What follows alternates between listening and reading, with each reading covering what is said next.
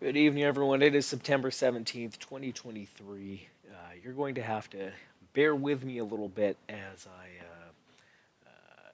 I transition over to discussing the indices, or sorry, the ETFs instead of the futures contracts.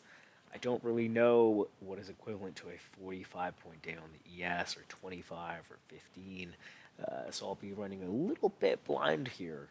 Same on the Nasdaq. I'm not sure what 200 points or 150 points or 250 points. I'm sure I could be using a ATR of some sort, but there's always little minor differences here and there.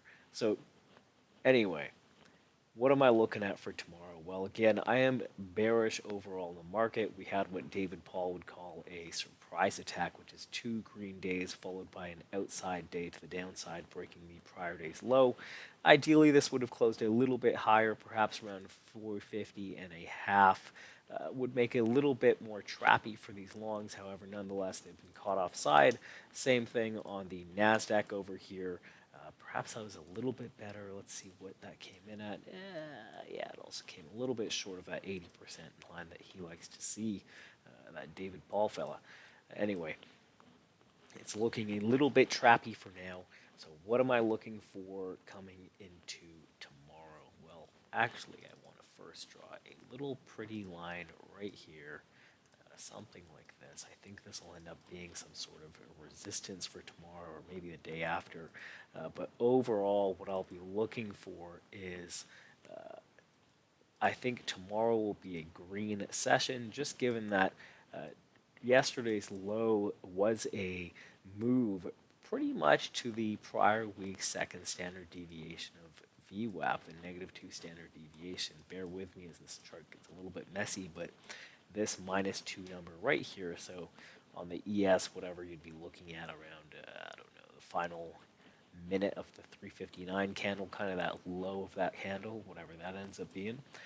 So I'm doubtful that any move beyond sort of the close gets sold further. Instead, what I'll be looking for is actually a bid up day.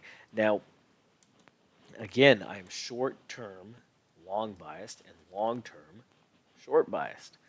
That is in day trading terms. So, long term meaning the week, and short term meaning intraday. So, for tomorrow, what I will likely be looking for is some sort of either a very quick run of these lows, if that doesn't happen during the overnight, and then to get long against that overnight low with the expectation that we do not really expand beyond the majority of last week's volume. Now, with that said, I don't think that we'll be breaking much past sort of the halfback of this sell-off, kind of 447-ish on the Nasdaq. Even less likely, in my opinion, given that there's no gap. On the S&P, you have a small gap here. On the Nasdaq, you do not have any gap. So looking at about 374, so that'll be settlement lows coming into tomorrow as well, right around that 374 number. Settlement lows will be coming in at whatever that is, 373.89, and then we have the weekly VWAP close at 374.28. So again, all those numbers sort of being right around the halfback of the sell-off. So overall, what I'll be looking for tomorrow is a kind of a small move up into the round here, a small lack of news filled session, and then perhaps Tuesday or Wednesday we can go ahead, break the September 7th low. Same thing on the ES. Perhaps Tuesday or Wednesday we go ahead and break this low and start selling into this low over here, break this low, and start further moving on downwards into sort of this area here around 430-ish, perhaps down to here 427. Same thing on the NASDAQ. I would like to see this low broken and perhaps even this low and get into sort of around here. Maybe run these stops and then move on up. So overall, I do think we'll be moving down, but for tomorrow I think it'll be a nice green session. Here are the main levels I'm interested in tomorrow. Obviously, on the long side, I'm not really interested in much further down from where we're trading. pretty simple. If we move down below this kind of 369 area, it would be quite a strange Monday, and I don't think it'd be smart to trade to the long side. Perhaps you get some bids around this this Monday choppy session, and then the Tuesday ramp. Perhaps there are some bids, some offside individuals around here that provide the bid. If I imagined, it would be around 365.50 or so. Above there, I think the bias is to be short again around the halfback of this sell-off, around 374. I think the settlement lows are coming in right around 374, 373, whatever. And in between here, I think it'll just be kind of choppy, maybe even holding around something like this. Yeah, this looks like a decent level. Something like that. 372.14 to 66, somewhere around there. So looking for a low somewhere around here, a high somewhere around here, and then moving around the middle. Same thing on the SPY here.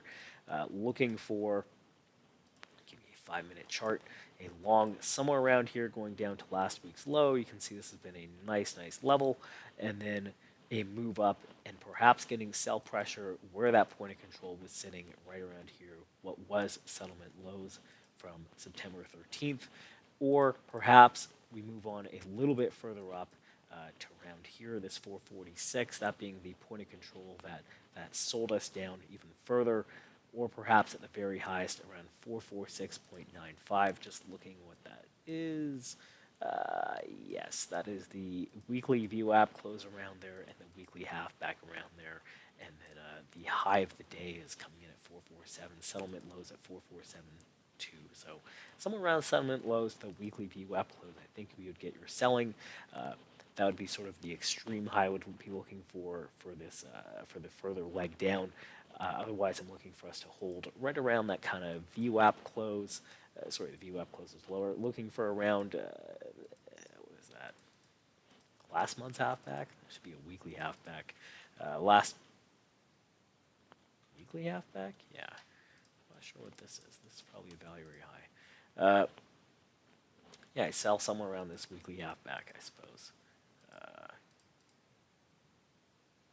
Quarterly halfback? A daily value area high? So you can see, I'm a little bit all over the place. Anyway, nothing really changes for tomorrow regardless of that.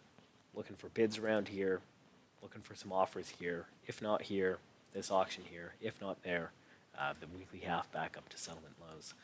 That would be, I believe, right around the middle. Yeah, 447. So anyway, hope that helps. Hope that makes sense. Sorry for the switch to the SPY. Hope this still aids in your trading. It's just simply the SPY to me has been really clear, much clearer than the ES. You can really see this here, really clearly trading below the September open. We were trading below it the entire time, whereas the Nasdaq you do not see action like that. This low right here, I believe, was actually the perfect halfback of the August range. Where is it? Right there. There you go. Boom to the tick. Halfback. Same thing on the SPY. Really clearly trading below that September open, whereas on the ES it has been meddling up above. So this video is getting unnecessary long. Long bias for tomorrow. Not looking for a huge range.